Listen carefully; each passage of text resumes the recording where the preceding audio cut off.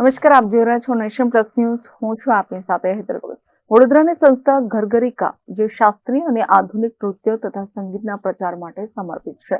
દિગ્ગજ ગુરુ પદ્મભૂષણ પ્રોફેસર સીવી ચંદ્રશેખરની સ્મૃતિમાં નૃત્ય અર્પણમ નામક કાર્યક્રમનું આયોજન કરવામાં આવ્યું છે.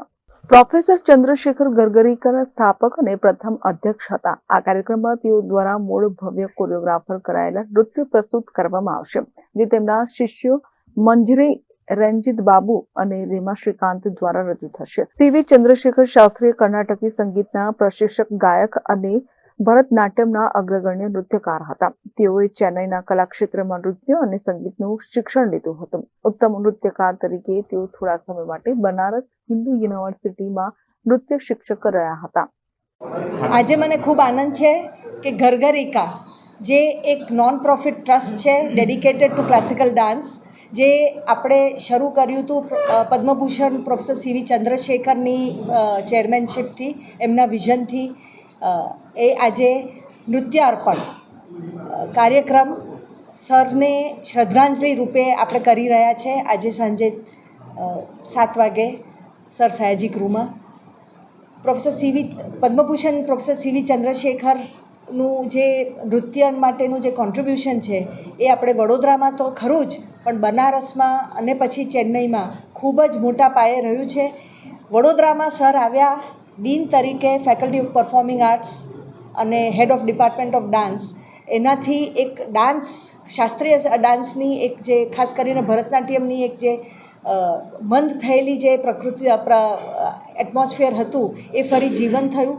સરની એક જે ખાસિયત હતી, જે એક જીનિયસ હતા, સરનું એક જીનિયસ હતું ડાન્સ માટે, અને એક હોલિસ્ટિક, આપણે શું કહીએ કે કમ્પ્લીટ આર્ટિસ્ટ હતા. Dancer, choreographer, musician, researcher, એકેડેમિશિયન, scholar, આ બધું જ એકમાં. પોતે એટલું સુંદર ગાતા પણ, એ બધું જ સર જે ભેગું કરીને જે એમને ડાન્સમાં રેડ્યું વડોદરામાં, અને જે એમની કૃતિઓ થઈ, જે રીતે એક નવો શ્વાસ બેઠો, એક નવી હવા આવી ડાન્સ માટેની, એને માટે આપણે એક સરને આપણી એક ગ્રેટિટ્યૂડ, આપણો એક આભાર, આપણી એક શ્રદ્ધાંજલિ આજે અર્પણ કરીએ છીએ. મને ખૂબ આનંદ છે કે એમના અહીંયા 4 શિષ્યો બેઠા છે. દર્શન પુરોહિત સર છે, રમાજી છે, મંજરી અને રંજીત બાપુ. મંજરી અને રંજીત બાપુ ખાસ ચેન્નઈથી સરની કૃતિઓની રજૂઆત કરશે. એમની જે ખાસ કરીને અમુક વડોદરામાં બી, અહીંયા જ્યારે મ્યુઝિક કોલેજમાં હતા ત્યારની બી એમની જે કૃતિઓ છે એનું બી આજે આપણને એ પરફોર્મન્સીસ જોવા મળશે. તો ખૂબ જ અગત્યનો પ્રોગ્રામ, ખૂબ જ વડોદરાને બધાને હૃદયમાં સ્પર્શે એવો આજનો કાર્યક્રમ છે. ત્યારબાદ મહારાજા સયાજીરાવ યુનિવર્સિટીમાં નૃત્ય વિભાગના વડા તરીકે નિયુક્ત થયા હતા.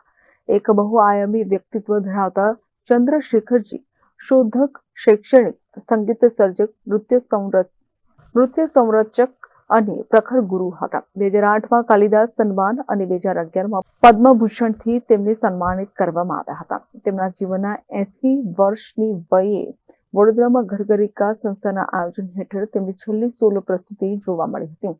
1992માં તેઓ મહારાજા સયાજીરાવ યુનિવર્સિટીમાંથી નિવૃત્ત થયા બાદ ચેન્નઈ સ્થળાંતર થયા, જ્યાં તેમણે નૃત્યશ્રી સંસ્થા દ્વારા નૃત્ય કલા માટે તેમનું માર્ગદર્શન ચાલુ રાખ્યું, જેમાં રંજીત બાબુ, રેમા શ્રીકાંત અને મંજરી ચંદ્રશેખર પ્રોફેસર ચંદ્રશેખરના શ્રેષ્ઠ શિષ્યોમાં સામેલ છે. અને વડોદરાની ધરતી પર તેમની આ શ્રદ્ધાંજલિ પ્રસ્તુતિ એક અપૂર્વ અવસર હતો. मेरा सौभाग्य है कि प्रोफेसर सीवी चंद्रशेखर जी के साथ 17 साल, जिस दिन से वे वडोदरा शहर में मतलब यहाँ पर आए और अंत में जब चले गए चेन्नई, तब तक मेरा उनके साथ जो साथ था और वो जो सीख थी, मुझे लगता है जो मैं हूँ, जो भी कुछ मैं थोड़ा सा हूँ, वो सर की वजह से है.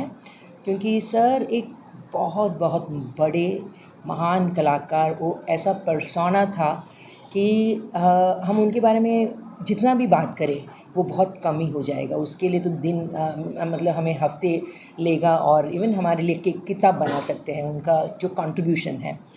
तो जब वे आए थे वो इतना ओपन माइंड था उनका कि मैं दूसरा टीचर से भी सीख कर आई थी, लेकिन उन्होंने मुझे एकदम साथ पकड़ लिया और मैं दूसरे स्टाइल्स भी सीखी थी, लेकिन कभी इंसल्ट नहीं किया कि आप कथकली सीखी हो या कुचिपुड़ी सीखी हो।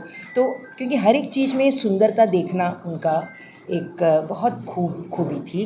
और एक उनका ऑब्जर्वेशन था, हर चीज़ को इतना बारीकी से ऑब्ज़र्व करते थे, नेचर को ऑब्ज़र्व करते थे। और वे कहते थे कि मैं घंटों तक समुद्र के किनारे बैठा हूँ और उनका जो दरिया का आवाज़ है उसमें से उनको म्यूज़िक का आइडियाज़ मिलता था। और छोल्लिस का जो उनका तो कमाल था, जो नटवांगम और जो तीर्मानम्स और जतीस जो बनाते थे वो थंडरस होता था और लाइटनिंग जैसे उनका बोलने का तरीका भी उतना ही पावरफुल होता था। तो हर एक आइटम उनका जो कोरियोग्राफी था इट वाज ए ट्रीट। हमको परफॉर्म करने के लिए हम उसका रस बहुत अच्छे से हम समझ के हम कर सकते थे। और उनका एक दूसरा एक खूबी था कि जो एब्स्ट्रैक्शन है वो extraction of the meaning from abstraction, मतलब एब्स्ट्रैक्ट चीज़ों को एक सुंदर मीनिंग उन्होंने दिया। और जैसे बड़े बड़े प्रोडक्शंस किया, वो पंचमहाभूत का जो प्रोडक्शन है वो पूरा एब्स्ट्रैक्ट एलिमेंट को लेकर उन्होंने उसको प्रस्तुति की है। तो हमारे लिए इतना बड़ा सीख, हर एक चीज़ में वो सीख था। तो ऑब्जर्वेशन था एंड देन जो वहाँ पर रिसोर्स मिला तो उसको लेकर किस तरह से बढ़िया से काम करना। फॉर एग्जांपल अभी ऋतु संहारम, जैसे सर यहाँ पर वडोदरा आए, पहला प्रोडक्शन था ऋतु संहारम कालिदास जी का।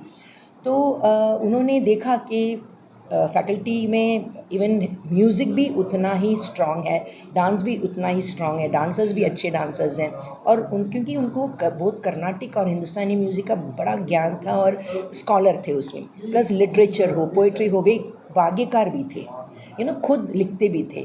तो तिलानाज लिखा हुआ है, उन्होंने फाइनली एक वर्णम भी बनाया है, तो वाग्यकार भी थे। इसलिए उनको वो समझ आया कि यहाँ पर एक कंबाइंड वर्क बहुत बढ़िया होगा। तो ऋतु संहार में उन्होंने हिंदुस्तानी म्यूज़िक भरतनाट्यम के साथ जोड़ दिया, तो उनको ज्ञान इतना था।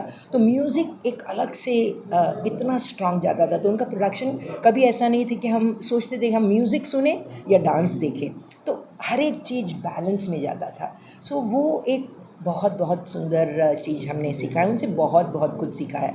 जो भी हम हैं, खड़े रहना, बैठना, बात करना, तो हर चीज़ को एस्थेटिक सेंस के साथ देखना, वो हर चीज़ हम उनसे सीखा है। કેમેરામેન નવનીત પરમારી સાથે Satyam Nivaskar, nation plus news Vadodara.